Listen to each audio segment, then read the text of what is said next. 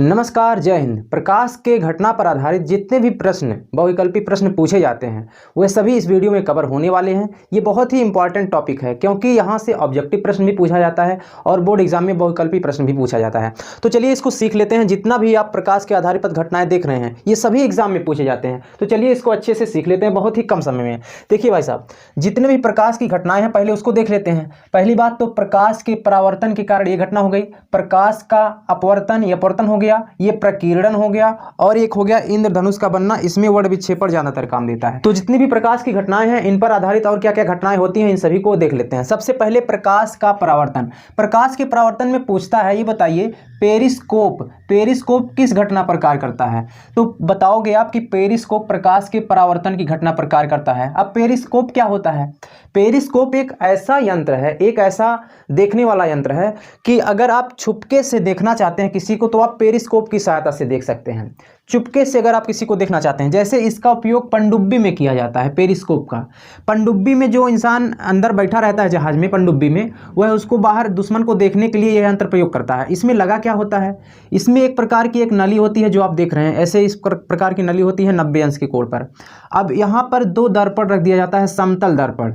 समतल दर्पण ये 45 अंश के कोण पर रखा जाता है। ये भी आपसे पूछा जाता है कि परिदर्शी में जो दर्पण रखा होता है कितने अंश पर रखा जाता है। तो 45 अंश के कोण पर ये दोनों दर्पण रखे जाते हैं। अब मान लीजिए यहाँ पर किसी दुश्मन को देखना है बाहर, ये समुद्र है, यहाँ पर हमको किसी को देखना है। तो यहाँ से जिसको देखना रहेगा वहाँ से परावर्तित होकर जो किरणें निकलेंगी वे जाएंगी यहाँ पर पेरिस्कोप में। पेरिस्कोप के नली में पहले पड़ेगा एक दर्पण पर, पहले दर्पण पर जब पड़ेगा तो यहाँ से परावर्तन होगा, इसका इस पर चला आएगा। जब इस पर चला आएगा तो यहाँ से परावर्तन होकर के इसके आंखों पर पड़ जाएगा, यानी इसका जो प्रतिबिंब होगा इसका यहीं पर बन जाएगा और यहाँ से यहाँ पर एक लेंस लगा करके उसको देख लेते हैं।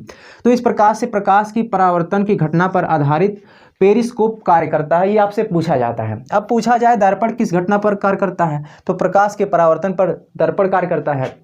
दर्पण क्या होता है भाई साहब? जिसमें आप देख सकते हो अपना चेहरा, वही आपका दर्पण है। जिसमें आप अपना चेहरा देख सकते हो वही दर्पण है।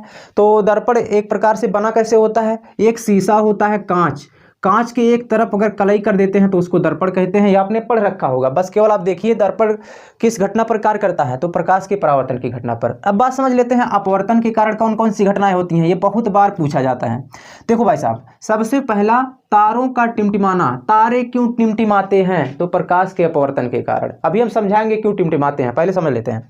तो तारे टिमटिमाते हैं प्रकाश के अपवर्तन के कारण। जल में रखी हुई पेंसिल तिरछी क्यों दिखाई देती है? तो प्रकाश के अपवर्तन के कारण। ये बात आप याद रखना। चलिए आगे देख लेते हैं। बाल्टी का तल और सिक्का, यानी बाल्टी का तल, अगर बाल्टी के तल पर सिक्का रखा हुआ है तो वो ऊपर क्यों दिखाई देता है? तो प्रकाश के अपवर्तन के कारण। अभी हम इसको समझते हैं धीरे धीरे, पहले हम देख लेते हैं।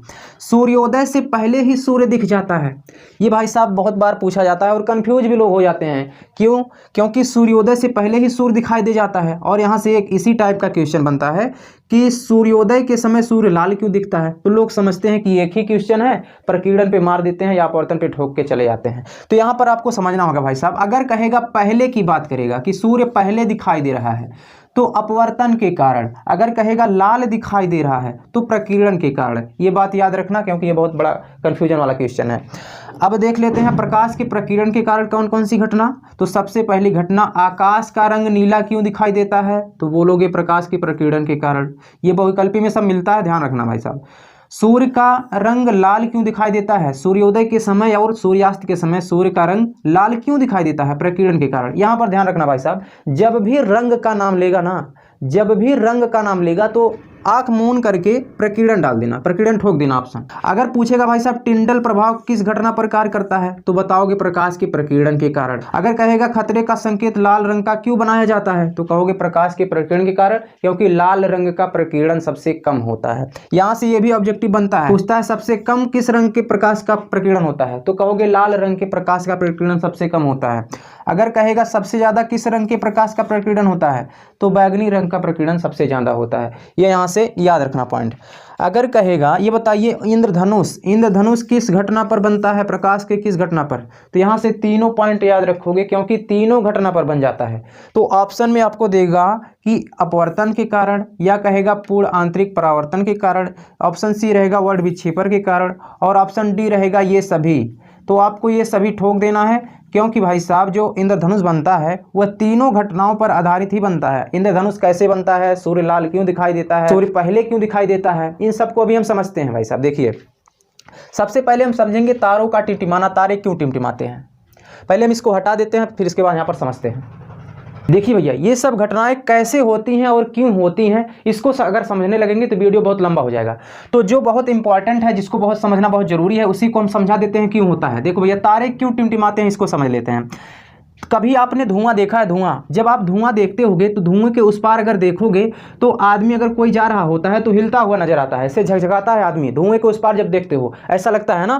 क्यों ऐसा होता है? क्योंकि यहाँ पर हवा रहता है और हवा के बाद धुआं आ जाता है, यानी माध्यम चेंज हो जाता है। तो जब भी माध्यम चेंज हो जाता है प्रकाश अपना रास्ता मोड़ लेती है, यानी प्रकाश किरण मुड़ जाती है। तो जब प्रकाश किरण मुड़ जाती है तो यहाँ से धुआं कभी कम रहेगा कभी ज़्यादा रहेगा, धुआं कभी कम कभी ज़्यादा, यानी माध्यम बदलता रहेगा, कभी सघन कभी विरल। तो माध्यम जब बदलता रहेगा तो इसका मतलब प्रकाश की दिशा भी बदलती रहेगी। प्रकाश की दिशा इधर उधर ऐसे बदलती रहेगी। जब धुआं ऐसे हिलता रहेगा तो प्रकाश की दिशा भी बदलती रहेगी। तो ये भी जो व्यक्ति सामने दिखता है धुएं के उस पार तो वह भी ऐसे हिलता हुआ प्रतीत होता है ना। तो इस प्रकार से जब माध्यम बदल जाता है तो प्रकाश की दिशा बदल जाती है। तो इसी प्रकार से जब यहाँ पर तारे ऊपर आप देखते हैं तो तारे देखने के लिए यहाँ पर बीच में वायुमंडल आ जाता है। मान लीजिए पृथ्वी है, पृथ्वी के ऊपर आप खड़े हुए हैं पृथ्वी पर।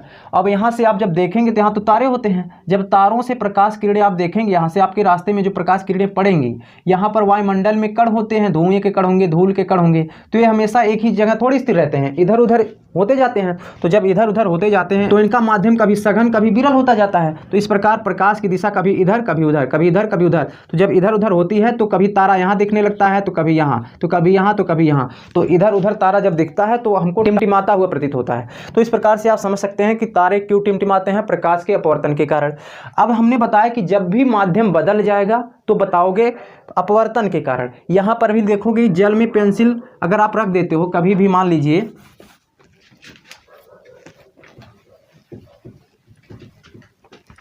अब यहाँ पर जब आप पेंसिल रख देते हो जल में, कभी भी मान लीजिए जल है, जल में आप कोई तिरछा ऐसे रख देते हैं, कोई भी चीज़ पेंसिल रख देते हैं, छड़ रख देते हैं, तब वो तिरछा दिखाई देने लगता है। तो तिरछा क्यों दिखता है? देखो भाई साहब यहाँ पर हवा आ जाता है, ऊपर हवा है यहाँ पर पानी है, तो माध्यम बदल गया भाई साहब, यहाँ हवा यहाँ पानी। तो जब भी माध्यम बदल जाता है तो अपवर्तन का घटना ही होता है। तो यहाँ पर तिरछा दिखाई देने लगता है। इसको अगर हम समझाने लग गए तो वीडियो बहुत लंबा हो जाएगा। तो जब भी माध्यम बदल जाएगा तो अपवर्तन की घटना होगी, इतना बस याद रखो केवल बस। अब यहाँ पर देखेंगे बाल्टी का तल और सिक्का क्यों ऊपर दिखाई देता है भाई साहब। यहाँ पर मान लो ये बाल्टी है, बाल्टी में यहाँ पर सिक्का रखा हुआ है, तो कभी आप देखते होंगे सिक्का और बाल्टी का तल यानी साथ ये दोनों ऊपर ही दिखने लगते हैं। ऐसा क्यों होता है? क्योंकि यहाँ पर माध्यम बदल जाता है। यहाँ पर भी, यहाँ पर पानी ऊपर हवा, तो पानी और हवा, तो यहाँ पर माध्यम बदला, प्रकाश का अपवर्तन हो गया। अब बात कर लेते हैं सूर्योदय से पहले सूर्य क्यों दिखाई देने लगता है। देखिए भाई साहब मान लेते हैं ये पृथ्वी है, पृथ्वी पर आप खड़े हुए हैं। पृथ्वी पर खड़े होने के बाद मान लीजिए यहाँ पर सूर्य, अभी सूर्योदय हुआ नहीं है, सूर्य यहाँ पर है। सूर्योदय कब होगा? जब सूर्य आपके सामने आ जाएगा सीधा सीधा, तभी सूर्योदय हो जाएगा। अभी मान लो सूर्योदय नहीं हुआ है, तब यहाँ से पृथ्वी का वायुमंडल हम यहाँ पर बना दे रहे हैं। पृथ्वी का वायुमंडल यहाँ पर है। अब जब सूर्य से प्रकाश की किरण निकलती है, सूर्य से प्रकाश की किरण निकलने के बाद यहाँ पर निर्वात है और यहाँ पर हवा है। यहाँ पर अंतरिक्ष को निर्वात ही कहते हैं। अब यहाँ पर जब माध्यम बदल जाएगा तो प्रकाश की दिशा बदल जाएगी, तो प्रकाश झुक जाएगा। प्रकाश जब झुक जाएगा तो आपके झुककर आपकी आंखों पर पड़ेगा यहाँ का प्रकाश। जब आपकी आंखों पर पड़ेगा तो आपको लगेगा ये प्रकाश यहाँ से आ रही है, सीधा यहाँ से आ रही है। आपको लगेगा ये प्रकाश यहाँ से आ रही है, यानी सूर्य आपको यहाँ दिखाई देने लगेगा। इस प्रकार से सूर्योदय नहीं होता तब भी लगता है कि सूर्य ऊपर हमको दिख रहा है। ऐसा आप देखे होंगे लेकिन आप महसूस नहीं किए होंगे। देखिए कैसे, जब आप सुबह सुबह छत के ऊपर चढ़ते हैं, सूर्य को लाल गेंद की तरह देखते हैं, तो सूर्य की चमक आंखों पर क्यों नहीं पड़ती है? आपको धूप क्यों नहीं लगती है सुबह सुबह? क्योंकि सूर्य वहां पर होता ही नहीं है। जब सूर्य वहां पर होता तो हमको धूप लग जाती।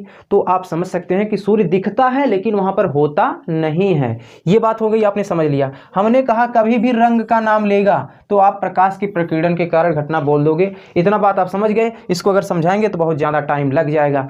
तो देखिए भैया, तो आकाश का रंग नीला क्यों दिखाई देता है? प्रकीर्णन के कारण। सूर्य लाल क्यों दिखाई देता है? प्रकीर्णन के कारण। टिंडल प्रभाव क्यों होता है? प्रकाश के प्रकीर्णन के कारण। खतरे का संकेत लाल रंग का क्यों बनाया जाता है? क्योंकि लाल रंग का प्रकीर्णन सबसे कम होता है और प्रकीर्णन सबसे कम होगा तो लाल रंग का प्रकाश ज़्यादा नहीं फैल पाएगा। जब ज़्यादा नहीं फैल पाएगा तो लाल रंग दूर से ही दिख जाएगा। प्रकीर्णन मतलब कि प्रकाश का फैलना, प्रकाश का प्रकीर्णन सबसे कम लाल रंग का होता है, यानी लाल रंग बहुत कम फैल पाता है। और सबसे ज़्यादा कौन फैलता है? बैगनी, यानी बैगनी रंग के प्रकाश का किरण सबसे ज़्यादा फैलता है। ये बात आप याद रखेंगे। चलिए भाई साहब, इंद्रधनुष क्यों बनता है? तो इंद्रधनुष क्यों बनता है इसको समझना बहुत जरूरी है, इसको हम समझा देते हैं। देखिए भैया, इंद्रधनुष समझने के लिए आपको समझना होगा प्रिज्म क्या होता है और प्रिज्म से वर्ण विक्षेपण क्या होता है। देखिए, प्रिज्म एक इस प्रकार का आकार का एक कांच का टुकड़ा होता है जिसको हम प्रिज्म कहते हैं, यानी ऐसे त्रिकोणा होता है जो दो पारदर्शक पृष्ठों से घिरा होता है, तो इसको हम प्रिज्म कहते हैं। जब प्रिज्म पर सूर्य के प्रकाश की किरण पड़ती है तो प्रिज्म से 7 रंग निकल जाते हैं। ये श्वेत प्रकाश की किरण 7 रंगों में बट जाती है, इसी को वर्ण विक्षेपण कहते हैं। यही काम आ जाता है इंद्रधनुष में, इसीलिए इसको कहते हैं इंद्रधनुष क्यों बनता है? वर्ण विक्षेपण के कारण। लेकिन और भी 2 घटनाएं होती हैं, कैसे होती हैं? देखिए भाई साहब, जब वर्षा हो जाती है, वर्षा के बाद वायुमंडल में कुछ जल की छोटी छोटी बूंदें रह जाती हैं, तो जब ये जल की छोटी बूंदें रह जाती हैं प्रिज्म का कार्य करने लग जाती हैं, इसको प्रिज्म बोल देंगे आप। जब इस प्रिज्म पर यानी इस जल की बूंद पर सूर्य के प्रकाश की किरण पड़ती है तब आप देख रहे हैं हवा है और ये जल है। जब हवा से जल में प्रकाश किरण प्रवेश करेगा तो झुक जाएगा प्रकाश, क्योंकि माध्यम बदल गया। जब माध्यम बदल जाएगा तो झुक गया, जब माध्यम बदलेगा तो क्या होगा? अपवर्तन। यहाँ पर हो गया भाई साहब अपवर्तन। एक घटना तो यहाँ हो गई इंद्रधनुष के बनने में। दूसरा घटना क्या? अब यहाँ से अब यही प्रकाश की किरण इसी जल में मुड़ जाएगी, इसी बूंद में से आई थी, इसी बूंद में आई फिर इसी बूंद में मुड़ जाएगी। तो जब प्रकाश की किरण उसी माध्यम में जाकर के उसी माध्यम में लौट जाती है तो उसको पूर्ण आंतरिक परावर्तन कहते हैं। यहाँ दूसरी घटना हो गई पूर्ण आंतरिक परावर्तन, यहाँ हमने लिखा हुआ है। अब जब यहाँ से निकलती है प्रकाश की किरण, श्वेत प्रकाश की किरण, तो ये 7 रंगों में विभक्त हो जाती है। यानी जब 7 रंगों में विभक्त हो जाएगी तो इसको हम कहेंगे वर्ण विक्षेपण। जब वर्ण विक्षेपण हो जाएगा तो यहाँ पर 7 रंग बन जाएंगे और जिनको हम कहते हैं इंद्रधनुष। तो इंद्रधनुष में कितने रंग होते हैं भैया? 7 रंग होते हैं। इसी को हम लोग क्या बोल देते हैं? इंद्रधनुष बोल देते हैं। तो आशा है आपको प्रकाश की घटना पर आधारित सभी पॉइंट को समझ में आया होगा। तो मिलेंगे नेक्स्ट वीडियो में, तब तक के लिए सभी साथियों को, सभी विद्यार्थियों को जय हिंद, राधे राधे।